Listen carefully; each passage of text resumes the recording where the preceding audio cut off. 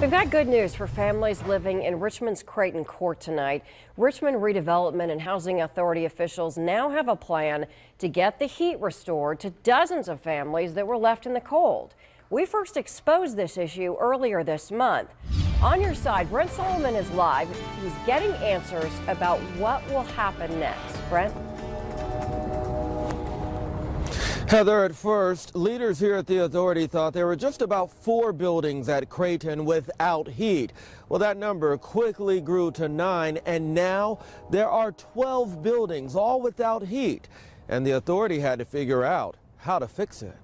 See what I'm talking about? Like the window doesn't even go all the way down. On top of that, I had to take the blanket, like the curtain down, and hang it up at the door. and you did that to block the air from Come in, yeah. It's why this blue blanket has become Shireen Cavell's best friend.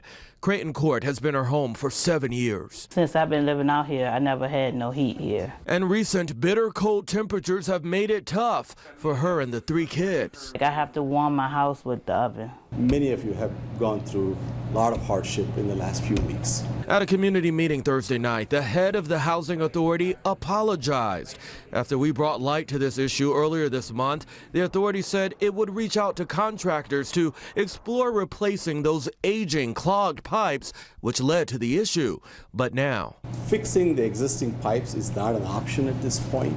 because that would cost the authority $1.2 million. Leaders say the department doesn't have it. It would also mean residents would have to move out while that work got underway. So instead, the authority announced it will be installing baseboard heaters to the apartments that are here in the cold. I have staff that have worn themselves ragged trying to make sure that we're addressing this issue. We have only 4 HVAC techs that take care of all 4,000 of our units. That's a lot. If you do the math, that's 1,000 units per person almost. And they have been working around the clock. How excited are you about that? Very excited because I don't like to go to the emergency room. And they deal with sore throat, ear infections a lot. All right, now those new heaters will be installed next week, but even the housing authority here says this is only a temporary fix. So it will be creating a committee to try to figure out a long-term solution.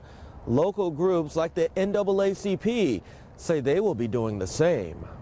Live in Richmond on your side, Brent Solomon, NBC 12.